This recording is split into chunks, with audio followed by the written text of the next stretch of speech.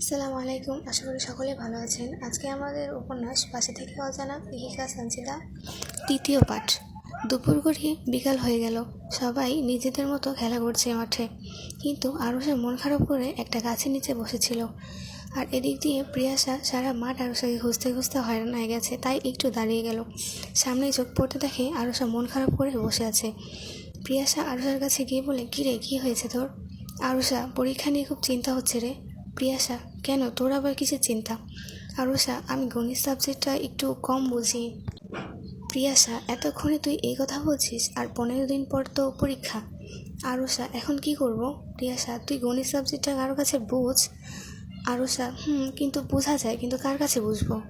প্রিয়াশা, কেন, আয়ন ভাইয়ার কাছে বুঝবি। আরুষা, আয়ন যদি না বোঝায় তাহলে? প্রিয়াশা, আমার মনে হয় উনি বুঝাবে। আর 2 সপ্তাহ তো আছে, 1 সপ্তাহ তুই ওনার কাছে গণিত সাবজেক্টটা পড়, আর বাকি সাবজেক্টগুলো পরের সপ্তাহে পড়বি। আরুষা, ঠিক আছে, তাহলে এখন সন্ধ্যা হয়ে গেছে, চল বাসায় যাই। প্রিয়াশা, তুইও বাসায় যা, আমিও বাসায় যাই। আরুষা, কালকে স্কুলে দেখা হবে। প্রিয়াশা, বাই। আরুষা, বাই।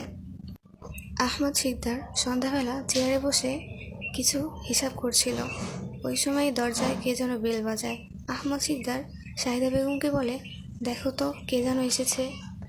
শাহিদা বেগম দরজা খুলে দেখে আরুষা। আর এদিক দিয়ে আহমদ শিকদার শাহিদা বেগমকে জিজ্ঞাসা করে, কে এসেছে। শাহিদা বেগম, আরুষা এসেছে। আহমদ শিকদার, ওকে বাইরে দাঁড় করে রেখেছো কেন, ভিতরে আনো। শাহিদা বেগম, হ্যাঁ হ্যাঁ আনছি, আয় মা, ভিতরে আয়।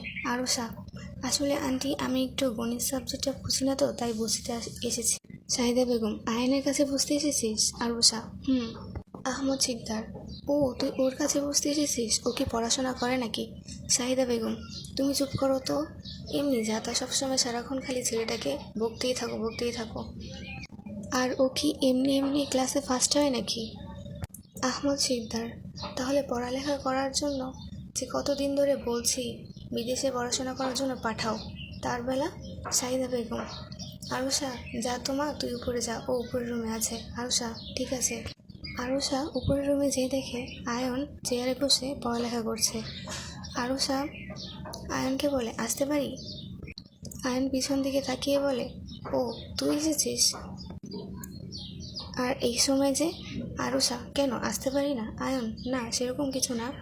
আরুষা, আসলে আমি এই গণিত সাবজেক্টটা একটু বুঝি না তো, তাই তোমার কাছে বুঝতে এসেছি। আয়ন, কি, পরীক্ষা সামনে আর তুই এখন বুঝতে এসেছিস? তাহলে এতদিন গণিত ক্লাসে আর গণিত পরীক্ষায় কি করেছিস? আরুষা, এতদিন তো গণিত মুখস্থ করেছি। আয়ন, কি, গণিত কি মুখস্থ করা সাবজেক্ট? আরুষা, না, বুঝতাম না তাই মুখস্থ করতাম। আয়ন, ঠিক আছে, এখানে এসে বস, আমি বুঝিয়ে দিচ্ছি। ঘড়িতে এখন 9টা বাজে। আয়নের মা এসে আরুষাকে বলে, তোর মা ফোন করেছিল বাসায় যাওয়ার জন্য। আরুষা, তাহলে আমি এখন বাসায় যাই।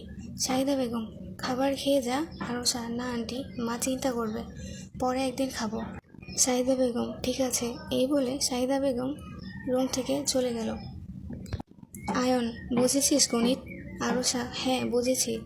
আগে ভাবতাম গণিত সাবজেক্টটা অনেক কঠিন, কিন্তু এখন বুঝলাম এটা অনেক সহজ। আয়ন, চল এখন তোকে বাসায় দিয়ে আসি। আরুষা, একটা কথা বলি। আয়ন, কি কথা? আরুষা, তোমার বাবা তোমাকে বিদেশে যাওয়ার জন্য অনেক বকাবকি করে, তাই না?